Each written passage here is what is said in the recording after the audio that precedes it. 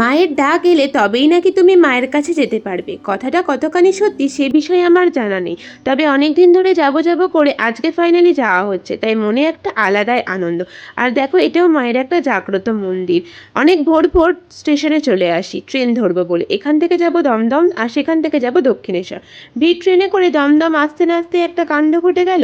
সামনে থেকে দেখলাম ডানকুনি লোকালটা বেরিয়ে যেতে। তারপর আর কি, ট্রেন মিস করার দুঃখে সোজা ওভারব্রিজে দাঁড়িয়ে দাঁড়িয়ে ট্রেনের আনাগোনা দেখতে লাগলাম। সে কত ট্রেন গো, যায় আর আসে, দেখতে ভারী মজাও লাগছে। এইভাবে বেশ কিছুক্ষণ সময় কাটানোর পর অবশেষে আমাদের ট্রেন এলো।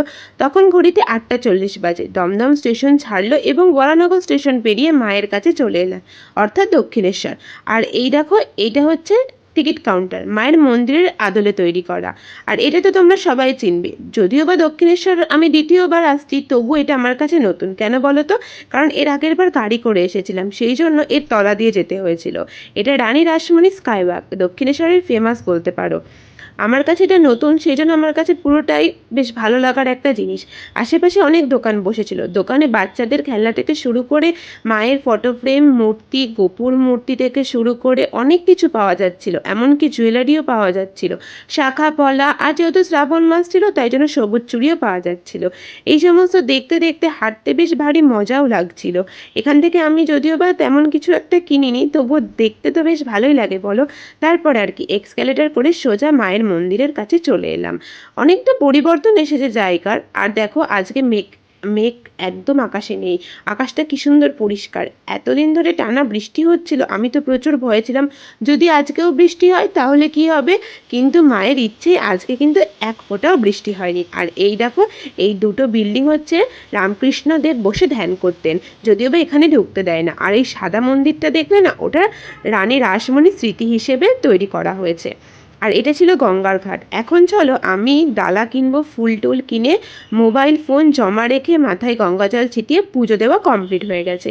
কি বলো তো, যেহেতু ফোন এলাও নেই, সেই জন্য তোমাদের সাথে এগুলো কিছুই শেয়ার করতে পারিনি। এখন প্রচুর জল তেষ্টা বেড়েছে। এখন ভোজনালয়ের দিকে এগিয়ে গেলাম আর একটা জলের বোতল কিনে জল কেনার পর 6 নম্বর সেক্টরে ঢুকলাম কিছু খাওয়া দাওয়া করার জন্য। আচ্ছা, প্রথমে একটা কথা বলি, এখানে না ভিডিও অ্যালাউ ছিল না, কিন্তু আমি ঠিক জানতাম না বলে ভিডিও করে ফেলেছিলাম, পরে জানতে পারি। তো তোমরা ওখানে গেলে কিন্তু কেউ ভিডিও করো না। আমি অর্ডার দিয়েছিলাম দই বড়া, দুটো দই বড়া ছিল, 60 টাকা দাম নিয়েছিল। খেতে ভালোই লেগেছিল। আসলে যারা টক দই খেতে পছন্দ করে তাদের কাছে এটা ভালোই লাগবে খেতে। তো এটা আমি এনজয় করছিলাম। আর তারপরেই চলে এলো মশলা ধোসা, 100 টাকা দাম নিয়েছিল যেটা। এটাও খেতে বেশ ভারী ভালো ছিল। আর ধোসাটাও না আমি ফার্স্ট টাইম খেলাম, দুটোই আর কি আমার ফার্স্ট টাইম খাওয়া। তারপরে চলো, খাওয়া দাওয়ার পর এখন এই ঝিল বা লেক মতো যেখানে আছে সেখানে চলে এলাম। দক্ষিণেশ্বরে এসেছো আর এর সামনে গিয়ে ছবি ভিডিও যদি তুমি নাই তোলো, তাহলে কিসের দক্ষিণেশ্বর এসেছো বলো তো? এটা একটা জোকসের পার্ট ছিল।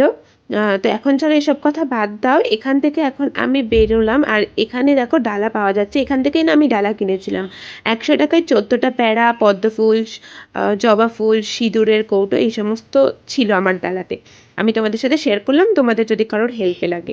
তো এখন এই বাজারটা পেরিয়ে আর একটা বাজারে এসেছি। এখানেও মায়ের মূর্তি থেকে শুরু করে শাখা পলা, শাক, গোপুর মূর্তি, মহাদেবের অনেক কিছু পাওয়া যাচ্ছিল।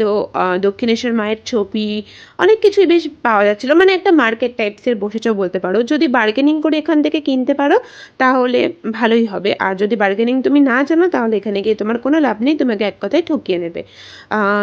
তো এখন চলো এখান থেকে বেরোনোর পালা। যদি আবার কোনোদিনও মা ডাকে, অবশ্যই মায়ের কাছে আসবো। আমার দক্ষিণেশ্বর আসতে বেশ ভালোই লাগে। মা টানছিল বলেই হয়তো ইচ্ছেটা আরও বেশি ছিল আসার। তো এসে মনটা শান্তি হয়েছে।